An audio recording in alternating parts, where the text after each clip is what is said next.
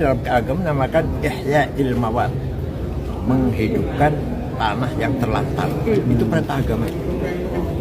Kita pun membahas itu. Jadi, kalau ada tanah terlantar, kecuali kita membiarkan, tidak ada upaya, kita dosa. Kita dosa. Ini orang ya, orang yang menyebut kiai, ini nggak tahu permasalahannya, moro-moro ngomong gini, pakai dalil. Anda itu tidak tahu semuanya. Anda itu minim info, jangan asal keluarkan hadis bahwa kawasan yang terbengkalai kalau tidak digunakan itu haram hukumnya menurut kamu. Anda itu tidak tahu apa-apa tentang PIK dan PSN. Anda itu kurang info. Jadi kalau Anda ingin lepas hadis, lepas dalil, lebih baik Anda itu tahu semuanya. Dari depan sampai belakang, berapa luas yang dibangun PIK PSN itu. Apakah benar tanah yang dibangun oleh PIK itu cuma tanah yang terbengkalai saja? Bapak Akil Siraj itu harus mengetahui bahwa pembangunan PIK PSN itu melampaui 8 kecamatan dan laut sudah dipagari sepanjang 30 meter. Maaf, 30 kilometer. Bisa Anda bayangkan? Kalau memang merasa benar, mengapa aguan Jokowi itu dan serta kawan-kawan lainnya yang berhubungan dengan PIK 2 itu kok tidak hadir di sidang kemarin? 2 kali malahan.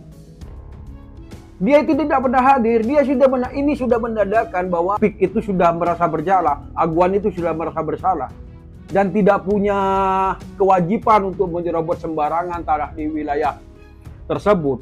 Mohon ini dipahami Bapak Akil. Banyak kok pembangunan di Indonesia ini dibangun tanpa mencederai rakyat. Tidak moro-moro menyerobot tanah milik rakyat dengan harga murah. Contoh jalan tol. Jalan tol itu luasnya berkilometer, beratus-ratus meter. Tapi tanahnya itu diganti dengan uang selayaknya, pengganti yang pantas untuk membeli tanah lagi di tempat lain. Contoh kedua adalah pembangunan tower. Orang yang terkena pembangunan tower itu tanahnya diberi pengganti yang pantas, yang layak untuk dibeli. Bukan hanya cuma 50.000 per meter. Kasus penyerobotan tanah di wilayah Pantai Indah Kapuk 2 ini ya, atau PIK 2, tanah yang diserobot.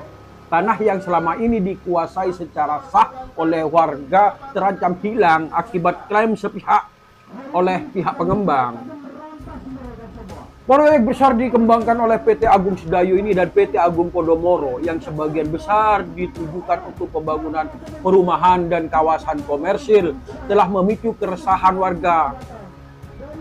Warga itu merasa tanahnya mereka itu diambil alih tanpa izin yang sah dan dibeli dengan murah.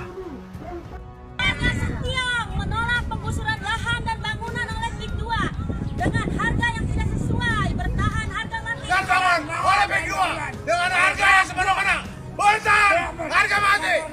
Kami itu tidak anti pembangunan, tapi yang kami persoalkan adalah caranya. Contoh wilayah Banten, selama ini telah menjadi tempat berdirinya Bandara Internasional Soekarno-Hatta dan pabrik-pabrik besar.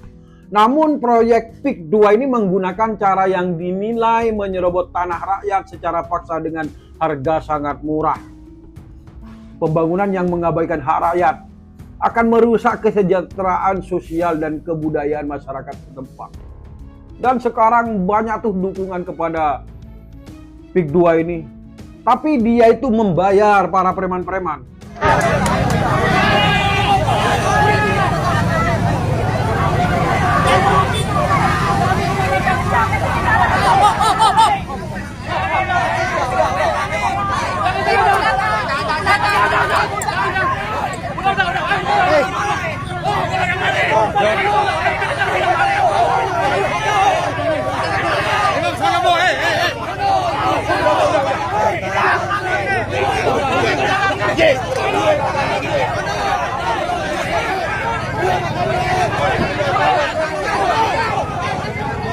Gak ada tuh yang membela itu, ada ibu-ibu, gak ada tuh.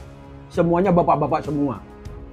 Dalam konteks hukum, kasus ini menarik perhatian karena adanya dugaan penyalahgunaan sewenang-wenang oleh pihak pengembang. Selain itu, proyek itu seharusnya ditujukan untuk kepentingan publik, bukan untuk kepentingan komersial semata.